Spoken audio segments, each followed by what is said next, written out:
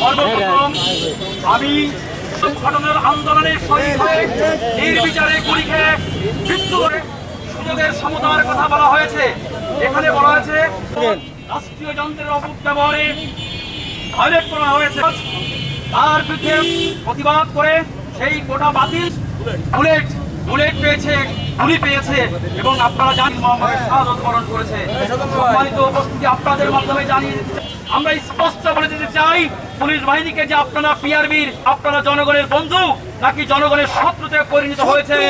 বলতে চাই আপনি কিভাবে নির্বাচনে এসেছেন করেছে এটা সঠিক জানা এবং পুলিশ বাহিনীর সিভিল স্ট্যান্ডার্ড তখনই তারা উত্তেজিত হয়েছে, তখনই তারা ন্যায়সঙ্গত আন্দোলন আনতে পারবেন না। এটা দেশের আইনের বিরুদ্ধে এবং ছাত্রদের প্রকাশ করে আমরা আমাদের